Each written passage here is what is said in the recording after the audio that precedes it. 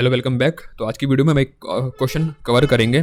Important question है और string array से रिलेटेड क्वेश्चन है, ठीक है। तो इसमें आप स्ट्रिंग को भी समझेंगे, साथ में स्ट्रिंग के एरे में हम कैसे मैनिपुलेशन करेंगे, कैसे वहाँ पर काम करेंगे, वो भी हम यहाँ देखेंगे। तो क्वेश्चन कुछ इस प्रकार से है कि हमें एक क्लास बना करके एक स्ट्रिंग एरे बनाना है उसमें, जिसका साइज़ होगा 10। फिर उसमें हमें स्ट्रिंग इनपुट में लेने हैं यूज़र से। एक बार स्ट्रिंग उस एरे में आ गए तो उसके बाद हमें सिर्फ उन स्ट्रिंग को प्रिंट करना है जो स्टार्ट करते हैं स्मॉल आर या कैपिटल आर से, ठीक है। ये क्वेश्चन हो गया। लेकिन इससे मिलते जुलते अब अलग वैरायटी के क्वेश्चन भी आ सकते हैं। जैसे अभी यहाँ आर पूछा है आपसे, कुछ क्वेश्चन पेपर में ऐसा भी आ सकता है कि आपको कोई और अल्फ़ाबेट दे दिया जाए कि भाई वो स्टार्ट ए से हो या किसी और अल्फ़ाबेट से हो, तो उसको प्रिंट करो। तो मैं इस क्वेश्चन से मिलते जुलते जितने भी वैरायटी के क्वेश्चन बन सकते हैं वो सारे इस वीडियो में कवर करूँगा। सबका लॉजिक मैं आपको समझा दूंगा और इस क्वेश्चन को भी साथ में हम कवर करेंगे। तो बने रहें वीडियो के एंड तक, समझते हैं इसका हम लॉजिक किस तरीके से बनाएंगे। तो सबसे पहला काम कि हमें एक एरे बनाना पड़ेगा स्ट्रिंग टाइप का, ठीक है। तो एक स्ट्रिंग टाइप का एरे बना लेता हूँ। स्ट्रिंग नाम रख लूँगा एरे का ए, स्ट्रिंग नाम रखा ए इक्वल टू न्यू स्ट्रिंग, और साइज़ कितना बोला था हमें, 10 साइज़ बोला था, तो 10 साइज़ का बना दिया, ठीक है। तो जैसे ही मैंने लिखा string a equal to new string 10, तो एक 10 साइज़ का स्ट्रिंग टाइप का एरे बन जाएगा। स्टार्टिंग का इंडेक्स होगा 0, आखिरी का इंडेक्स होगा 9, साइज़ 10 है तो आखिरी इंडेक्स उससे एक नंबर कम होता है और नाम होगा इस एरे का ए। तो इस तरीके का मेमोरी में बन चुका है एरे स्ट्रिंग टाइप का, ठीक है। हमें एक और वेरिएबल बनाना पड़ेगा, क्यों? क्योंकि जैसे जो हमारा एरे है इसमें बहुत सारे स्ट्रिंग भरे हुए हैं और मुझे इसमें से हर स्ट्रिंग को पहले बाहर निकालूंगा, तब चेक करूंगा कि क्या इसका पहला कैरेक्टर आर से स्टार्ट होता है या नहीं होता। तो हर एक को जब बाहर निकालूंगा तो टेम्परेरी कहीं स्टोर करना पड़ेगा ना, तो उसके लिए एक वेरिएबल बना लेता हूँ। तो एक वेरिएबल बना दिया मैंने स्ट्रिंग टाइप का, स्ट्रिंग वर्ड नाम का, ठीक है। ये हो गया। अब हमें क्या करना है, इनपुट में हमें लेना है एलिमेंट अपने जो हमने एरे बनाया था उसमें, ठीक है। तो एरे में जब इनपुट लेंगे तो उसके लिए फॉर लूप लगाना पड़ेगा, तो वो लगाते हैं। इतना पोर्शन रब कर रहा हूँ, ठीक है।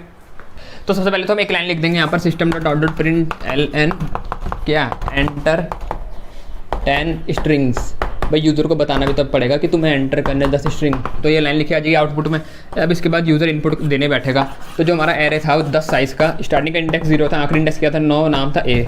तो फॉर लूप चलता है, पहले इंडेक्स है तो i इक्वल टू 0, पहले इंडेक्स क्या है 0, i लेस देन, आखिरी इंडेक्स क्या है 9, तो i लेस देन 10 और i प्लस प्लस, ठीक है। अब जब ये लूप चलेगा तो मेरे को करना क्या है, इसके अंदर मेरे को एलिमेंट भरने हैं। किसमें? अपने एरे में। एरे का नाम क्या है ए, एरे में भरने, तो ए आई लिखा equal to sc dot next क्या स्ट्रिंग भरने, नेक्स्ट लाइन, ठीक है। बारी बारी जब पहली बार लूप चलेगा i की वैल्यू होगी 0, तो a 0 बना, तो a 0 मतलब एरे के पहले इंडेक्स में ऑटोमेटिकली जो भी आप इनपुट में स्ट्रिंग दोगे वो इसके पहले इंडेक्स में चले जाएगा, मतलब यहाँ पर 0 वाले इंडेक्स में। अगली बार i की वैल्यू बढ़ेगी, लूप बढ़ेगा आगे, तो i की वैल्यू हुई 1, a1 हुआ, तो इसके 1 इंडेक्स में अपने आप जो भी इनपुट यहाँ से यूज़र देगा वो चले जाएगी। ऐसे करते करते लूप एग्जीक्यूट होगा, तो क्या होगा, हमारा एरे पूरा भर चुका होगा। अब इसके बाद क्या करना है, अब हमें उस एरे में ये चेक करना है कि मेरे कौन कौन से ऐसे स्ट्रिंग हैं जो r से स्टार्ट होते हैं, ठीक है। तो इसको मैं हटा रहा, ठीक है। तो इतना इनपुट वाला हमारा पोर्शन था। अब इसके आगे का अब देखते हैं।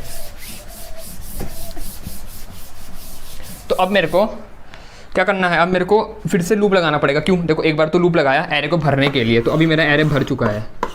जो भी एरे था वो 0 से लेकर के 9 इंडेक्स वाला ये पूरा भर चुका है। इसमें मान लो कुछ भी स्ट्रिंग है यहाँ पर, जैसे हाई दे रखा यूज़र ने, यहाँ पर कुछ और वैल्यू दे रखी, यहाँ पर राजू दे दिया इनपुट में, रमेश दे दिया या रन दे दिया, कुछ भी दे दिया, और यहाँ पर हेलो दे दिया। तो यहाँ पर दिख रहा है हमें ये आर और ये आर से स्टार्ट हो रहे हैं, ये कैपिटल से हो रहा है, स्मॉल से हो रहा है, फ़र्क नहीं पड़ता। इन तीनों को प्रिंट करना है। तो इन तीनों को प्रिंट करूँगा तो पहले हर एक में आके देखूंगा ना कि कौन सा वाला आर से स्टार्ट हो रहा। तो हर एक में देखने के लिए पहले लूप लगाना पड़ेगा। तो फिर से फॉर लूप लगाया। अच्छा, फॉर लूप लगाने से पहले एक लाइन लिख देना, क्या, जो हमें आखिरी में आउटपुट दिखाना है। देखो हमें क्या दिखाना है, string which start and end with character R और आर। तो पहले लाइन में तो लिख देंगे system dot out dot print ln strings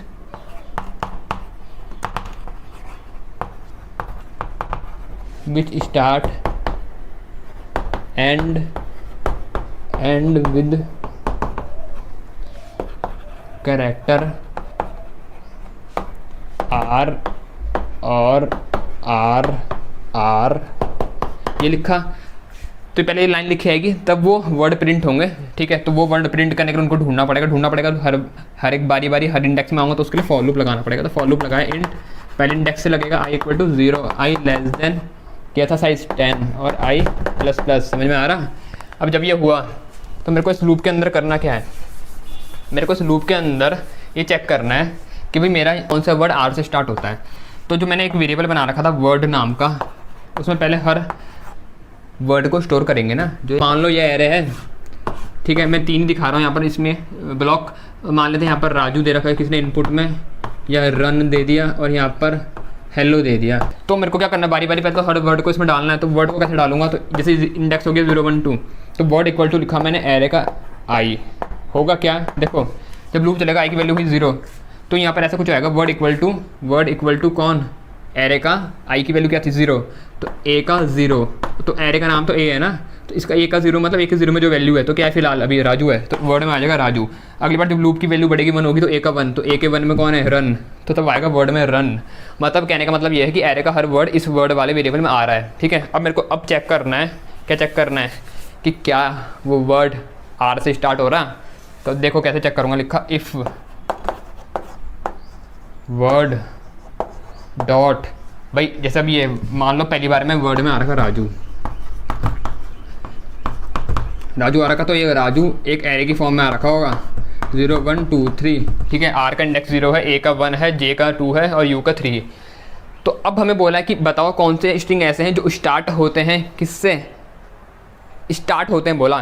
तो स्टार्ट होते तो मुझे को ये बताओ, जो भी कोई वर्ड स्टार्ट होता है तो जो उसका स्टार्टिंग वाला कैरेक्टर है वो हमेशा 0 इंडेक्स पे होगा, ठीक है। तो अब जब मैं यहाँ पर चेक करूँगा तो मैं कंडीशन में कैर एट 0 लिखूँगा, क्यों, देखो तो मैंने लिखा इफ़ वर्ड डॉट, वर्ड में कौन है राजू, तो राजू, तो वर्ड का मतलब यहाँ पर क्या आएगा, ऑटोमेटिकली जब प्रोग्राम अंदर चलेगा तो यहाँ वर्ड की जगह पर राजू आएगा पहली बारी में। तो ऐसा बनेगा if Raju dot char at 0, मतलब अगर राजू का कैरेक्टर एट 0 इक्वल है, मैंने लिख दिया यहाँ पर क्या, कैपिटल आर, ठीक है।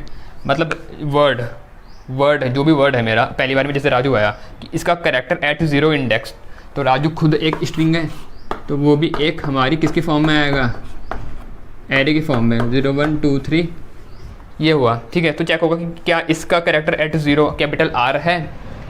अब अभी तो है, लेकिन जब हम रन में आएंगे तो उसका स्मॉल आर है, तो वो वाला भी प्रिंट करना है। तो यहाँ पर और लिखेंगे, और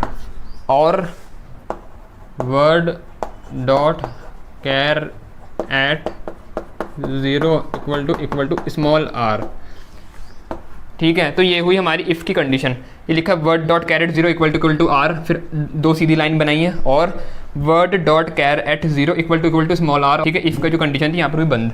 अब देखो इसका मतलब ये है, अगर वर्ड का कैरेक्टर 0 पोजीशन वाला, मतलब वर्ड जो भी वर्ड है उसका अगर कैरेक्टर 0 पोजीशन वाला कैपिटल आर होता है या फिर स्मॉल आर होता है, मतलब इन दोनों में से कोई भी हो जाए, तो मेरे को क्या करना है, उसे प्रिंट करना है। तो उसे प्रिंट कर दूंगा, यहाँ तो लिख देता हूँ system.out.println, किसको प्रिंट करना है, उस वर्ड को, तो वो किस में है, वर्ड नाम के वेरिएबल में।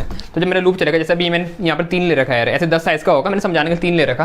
तो जब यहाँ आएंगे हम, पहली बार आई की वैल्यू हुई 0, तो 0 पे वर्ड पे आएगा राजू का कैरेक्टर एट 0 के कैपिटल आर है, हाँ है, तो ये कंडीशन चल जाएगी, प्रिंट हो जाएगा राजू। तो हमारा आउटपुट में राजू आ जाएगा पहली बारी में, ठीक है, पहली बारी में राजू आ जाएगा आउटपुट में। फिर उसके बाद आगे बढ़ा, आई की वैल्यू हुई 1, आई की वैल्यू जब हुई 1 तो हमारा अगला मैंने रन ले रखा था, स्मॉल RUN, ठीक है, रन। तो चेक होगा कि क्या वर्ड का कैरेक्टर 0 कैपिटल आर है, तो कैपिटल आर तो नहीं है। क्या वर्ड का कैरेक्टर 0 पोजीशन वाला स्मॉल आर है, हाँ है, तो वो भी फिर प्रिंट हो जाएगा। तो इसके नीचे रन भी प्रिंट हो जाएगा, समझ रहे हो। तो चाहे कैपिटल आर हो स्मॉल आर हो कुछ भी हो, ये कंडीशन दोनों के लिए चल जाएगी, ठीक है। ऐसे आगे कुछ और ले रखा था, मान लो मैंने इसके आगे अंश ले रखा था, तो अंश का जो कैरेक्टर 0 पोजीशन वाला है, अंश में जो कैरेक्टर 0 पोजीशन वाला होगा वो ए है, तो ए ना ही आर होता है ना ही स्मॉल आर होता है, तो वो प्रिंट नहीं होगा।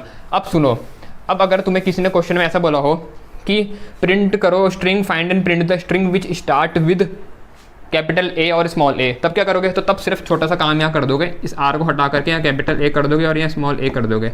इतनी बात समझ में आ रही। अब तुम्हें किसी ने बोला find and print the string which start with capital A और स्मॉल आर, तब क्या करोगे, वो सारे स्ट्रिंग प्रिंट करो जो कैपिटल ए से स्टार्ट होते हो, स्मॉल ए से स्टार्ट होते हो और स्मॉल आर से। तो अगर ऐसा मिल जाए या कोई और भी उसमें कंडीशन लगी हुई हो तो तुम्हें कुछ नहीं करना, तुम यहाँ पर 2 लाइन खींच के और करके उसको जोड़ देना। जैसे ये 2 लिखी हुई ना अभी, तो ऐसे यहाँ पर और एक और लिख देना। मान लो स्मॉल आर के लिए बोला होता तो यहाँ पर लिख देता word dot char at 0 equal to small R करा और यहाँ कर देता है इफ़ की कंडीशन बंद, बात समझ में आ रही, ठीक है।